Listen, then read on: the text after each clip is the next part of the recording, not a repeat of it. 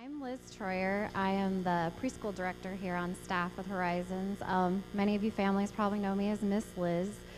Your kids said it was okay that I came in here, but then I had to come right back down to DZ. So we're here to talk about the special needs ministry that we're developing here at Horizons. And really that we believe that each child should have the chance to know God and to love Jesus regardless of abilities.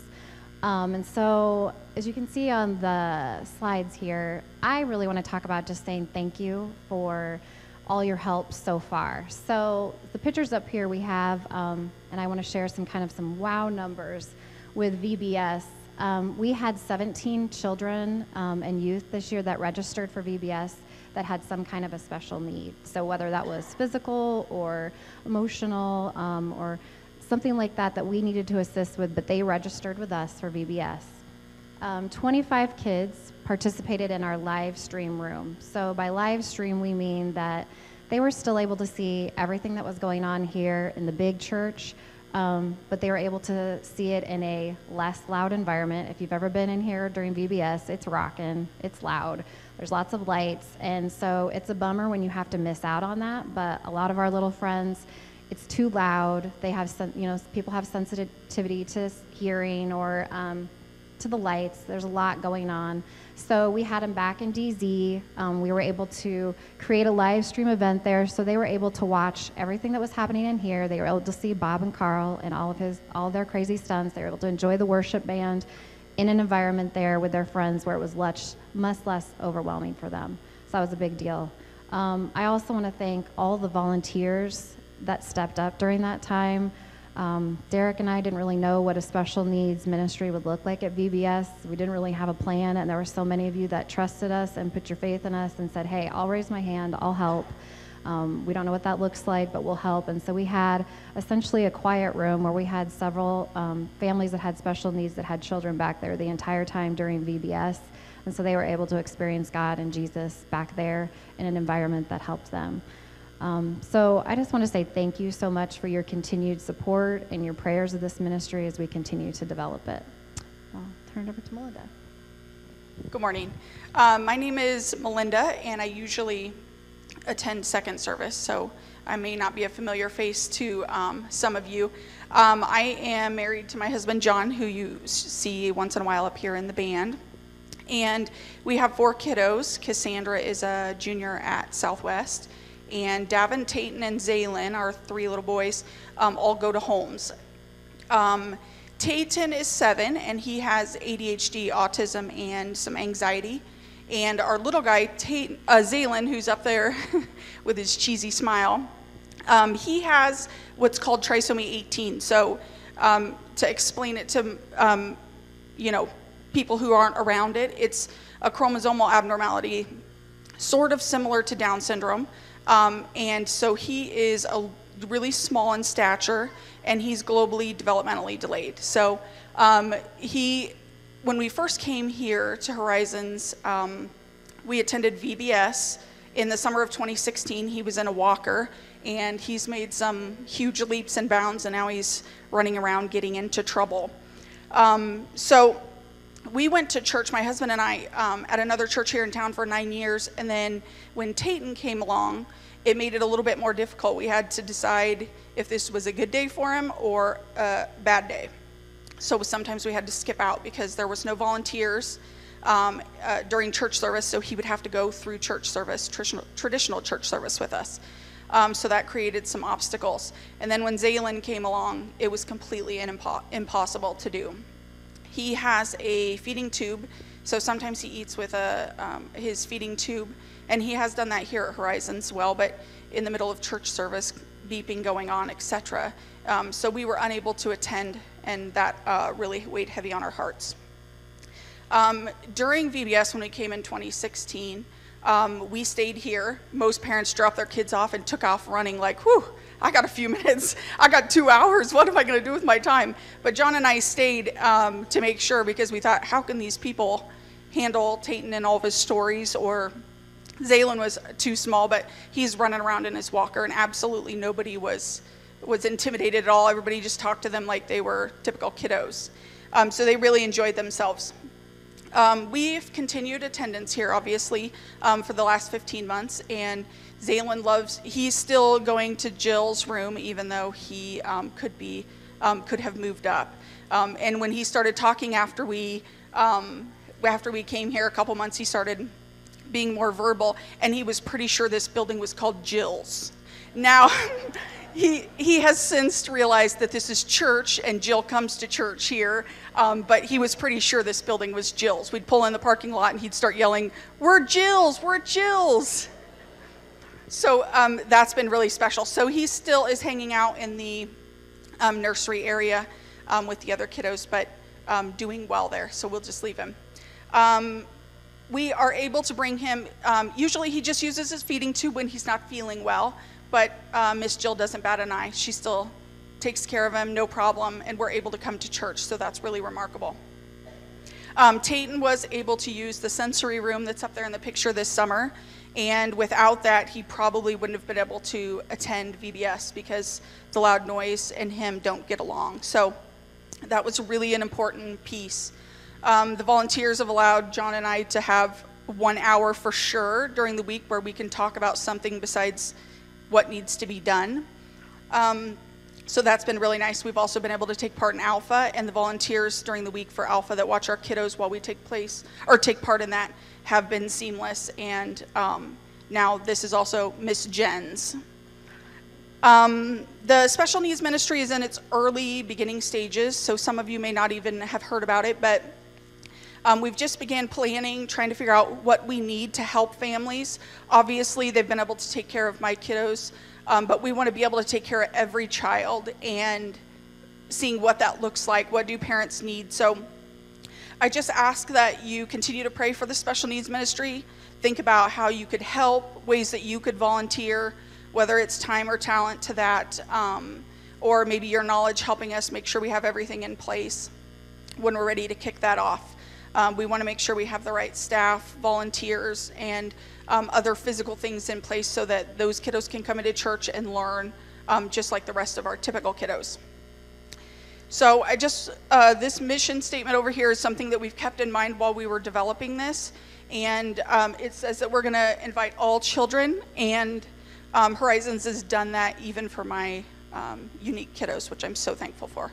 So just continue to pray for the special needs ministry as it blossoms, and let us know if you're interested or have any ideas so that we can make it the best. Thanks so much.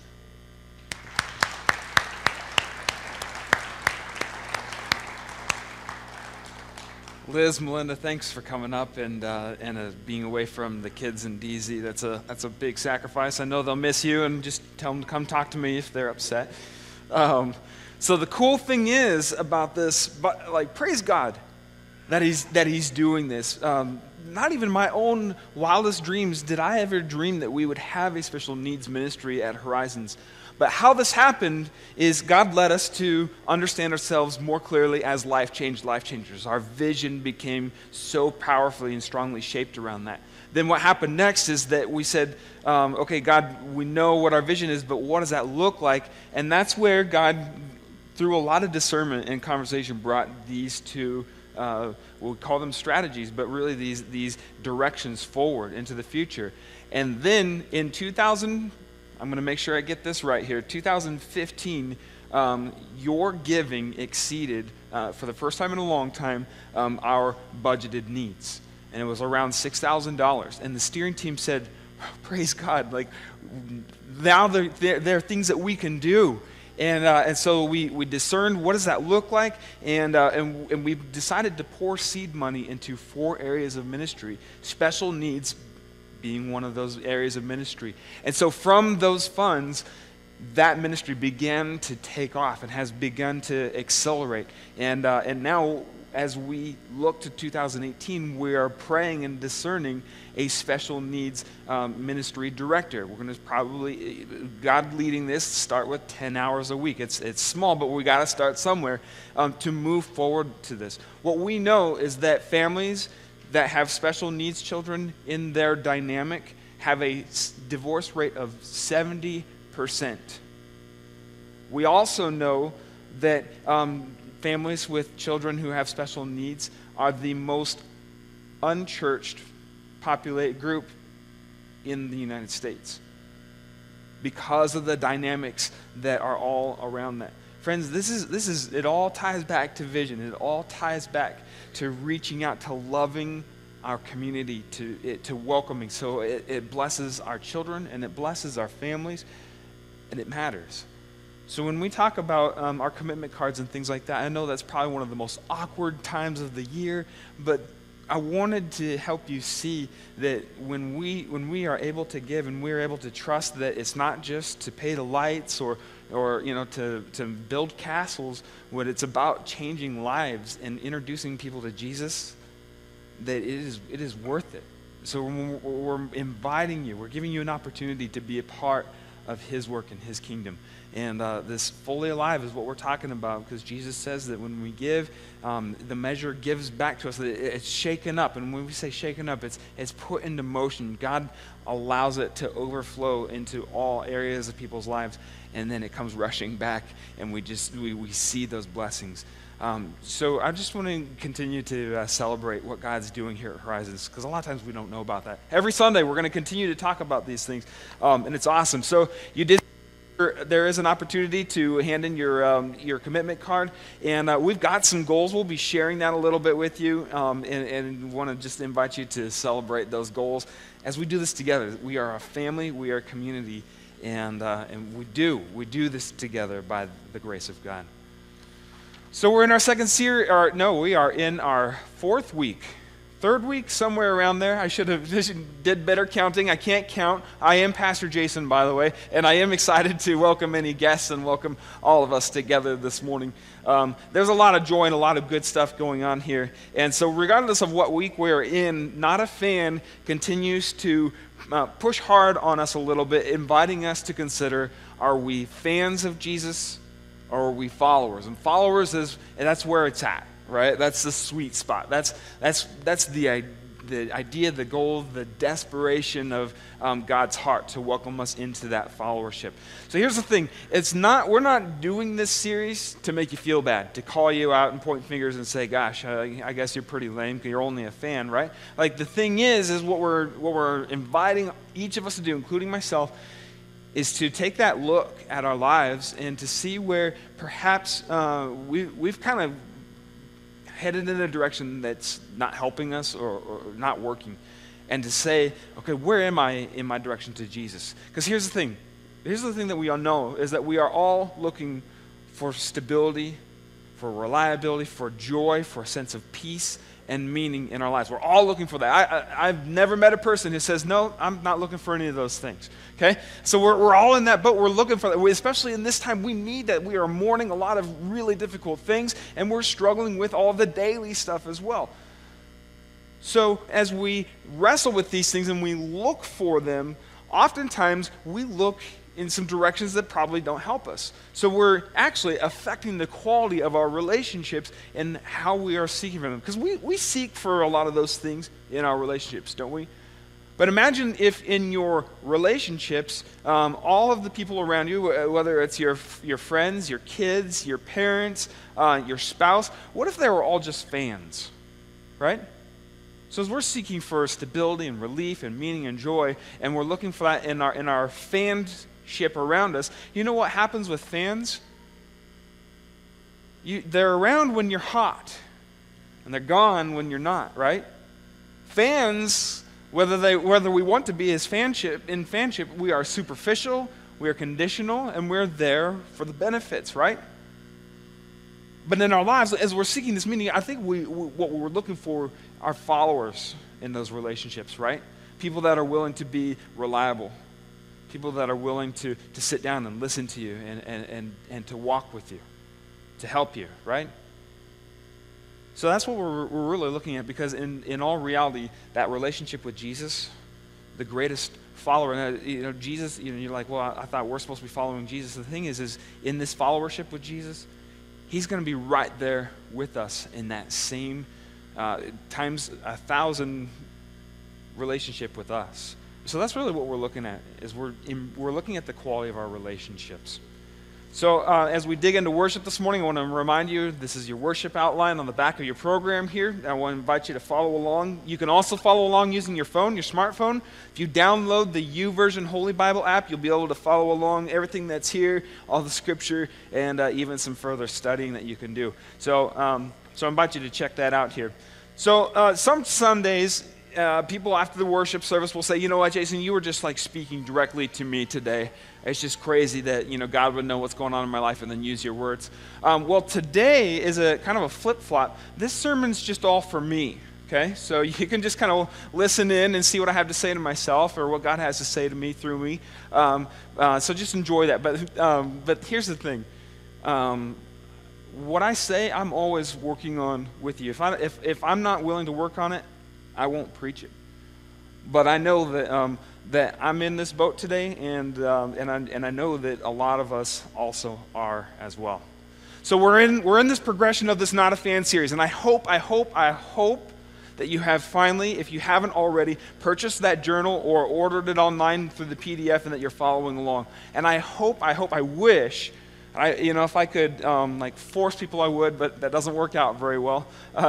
That you are in a life group, or you at least are watching the videos. They're all free. They're available. All you got to do is contact Karen Harold. She's our adult ministries director.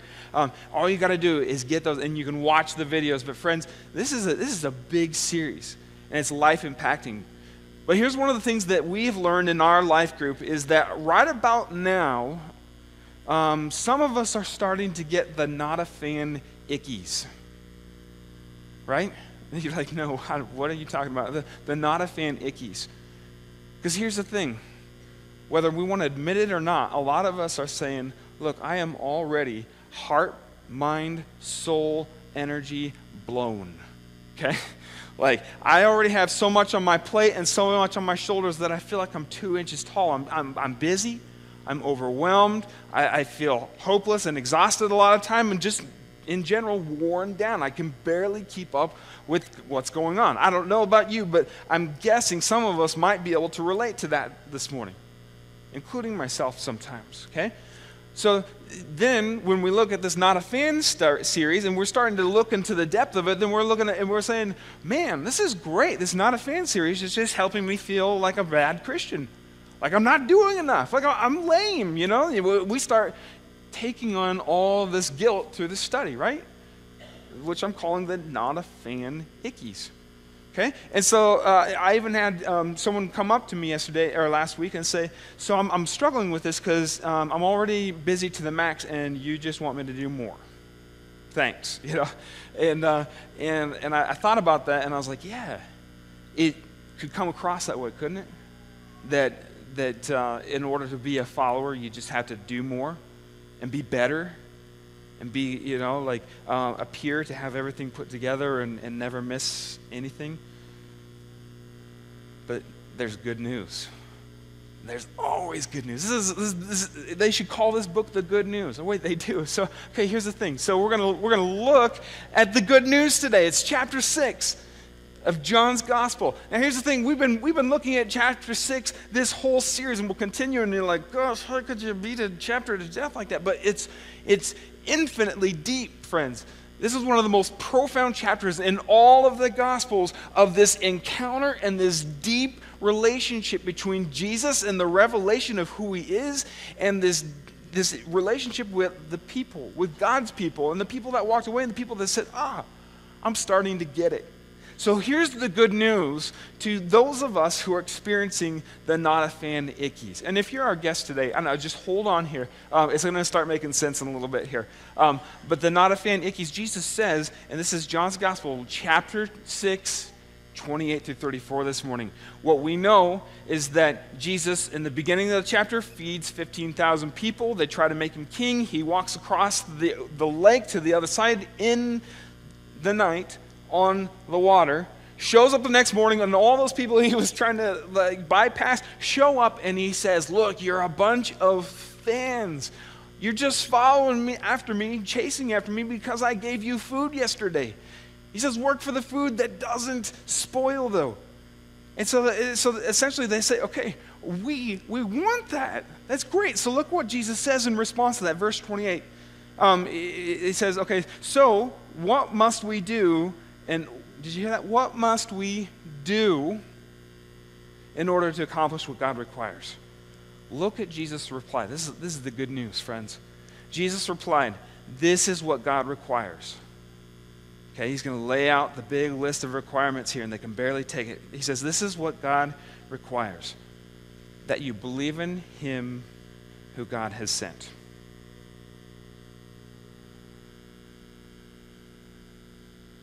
That's it. Jesus gets out the long scroll and says, this is what God requires. There's one thing written on it, that you believe in the one whom God sent.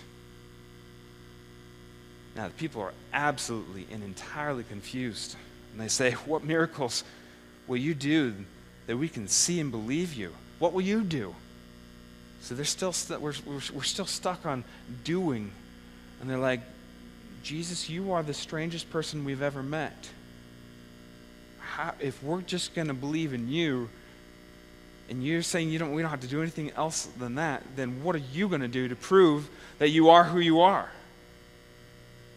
And they say, verse 31, they say, look, our ancestors ate manna in the wilderness, just as it was written, he gave them bread from heaven to eat. And so what we know is that that when Moses led the people, God's people, out of Egypt, okay, that's a big story. We'll get to that if you're unfamiliar with that. But God's people were in slavery. God leads the people out of Egypt by Moses. Moses is their leader, and they're in the middle of the desert, and they're hungry, and they're starting to complain against God, and God calls manna to fall, and it's bread, and it falls from the heavens, from the sky, and they eat it, okay? So they're saying, look, when we see bread fall from the sky, we believe in that. But what are you going to do, oh strange one, Jesus, that we're going to believe in you? And Jesus told them, he says, I assure you, it wasn't Moses who gave you that bread from heaven, but my Father gives you the true bread from heaven. The bread of God is the one who comes down from heaven and gives life to the world. Jesus says the bread of heaven is the one who comes down and gives life to the world. So we're all running around with our eyes closed and our heads feeling like they're kind of falling off. And Jesus says, look, I'm giving you life here. I'm giving you everything that you need.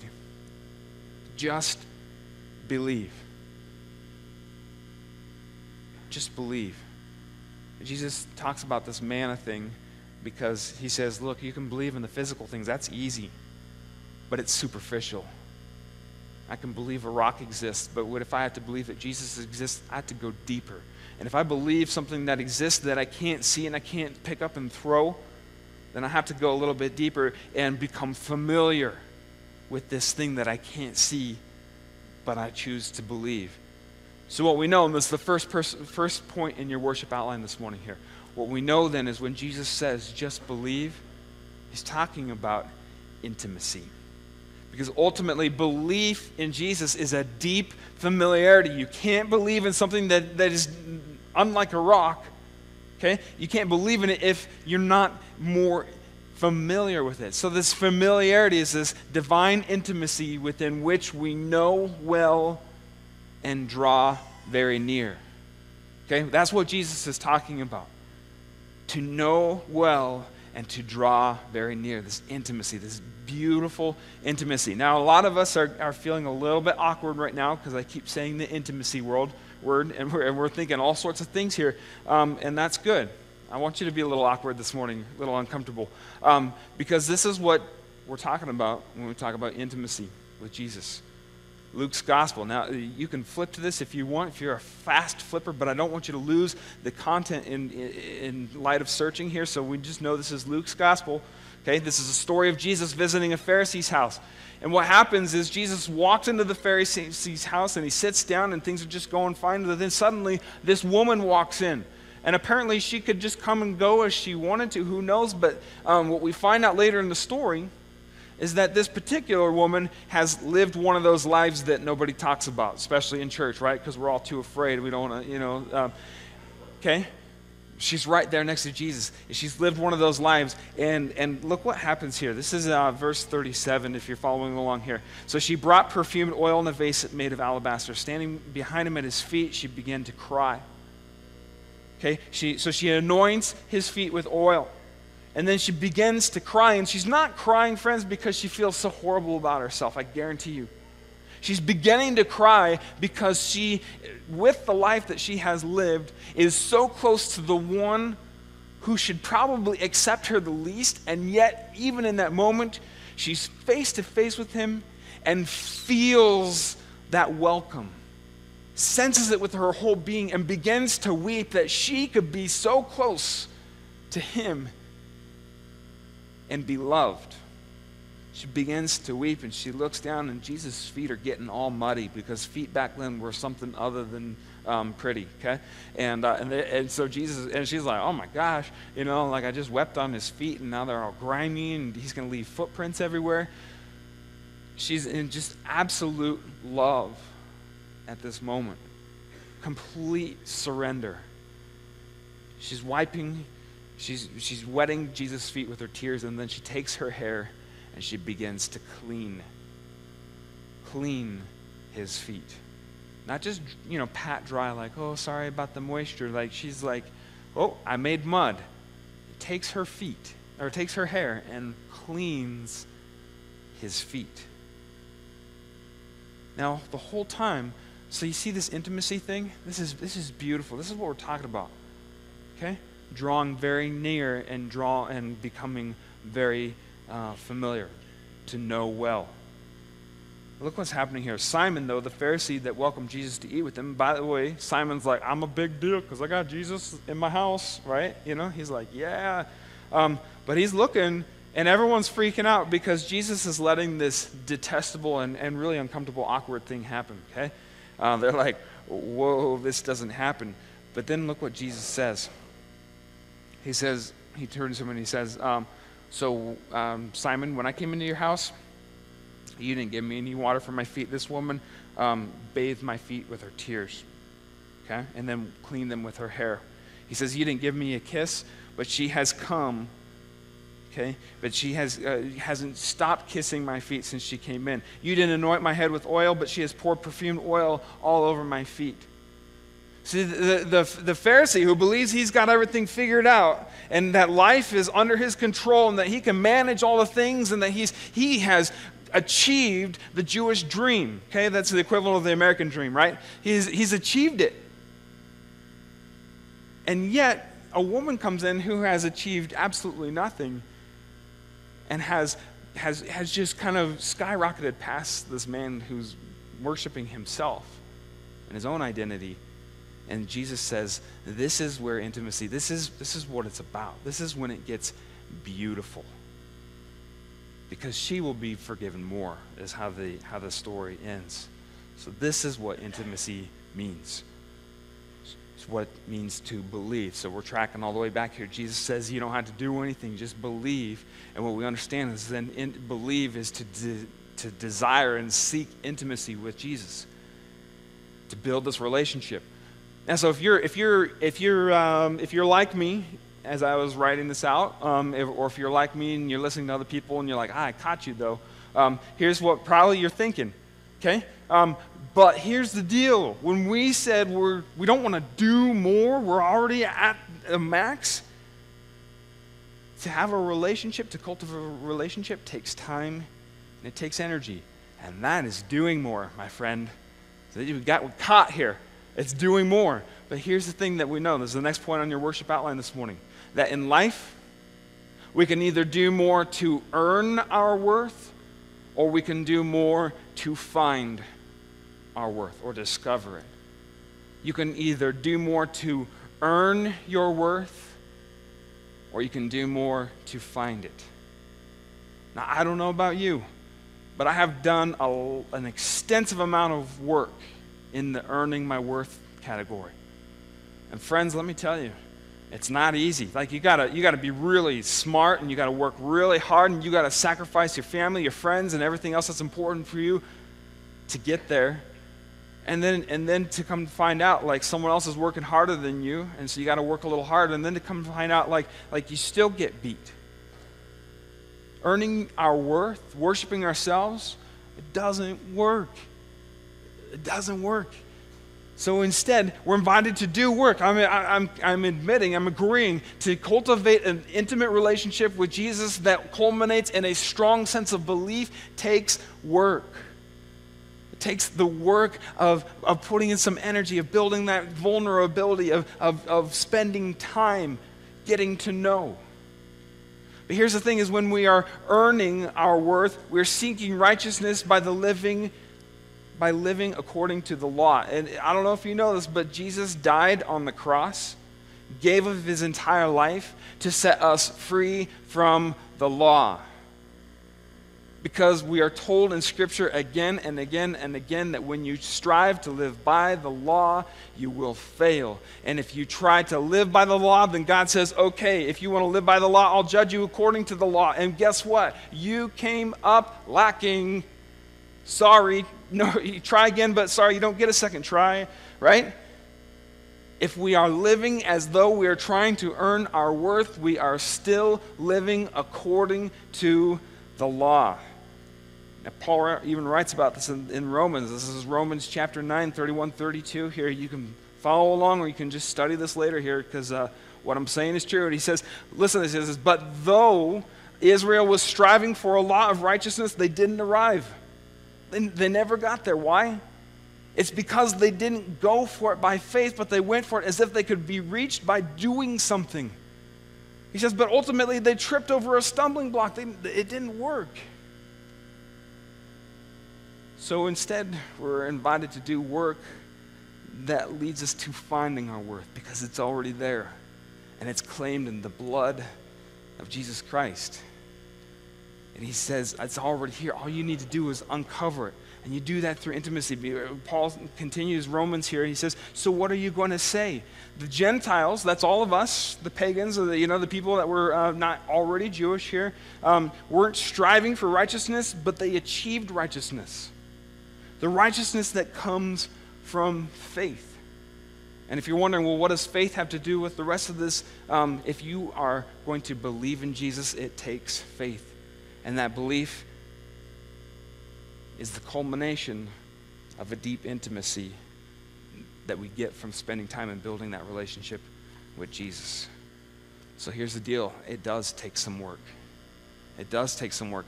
But the good news, we're going to go back to the good news here. I'm not asking you to put more on your plate. In fact, I think that would be probably one of the greatest sins I could do right now is to tell you to do more. This is the third point on your outline, though. Belief that leads to intimacy with Jesus is about doing more. It's about doing differently. It's about doing differently so that you can say all yes. It's about doing differently, friends. And that's going to be really hard for some of us who walk out of this door and say, I am going to be absolutely amazing in every aspect of my life.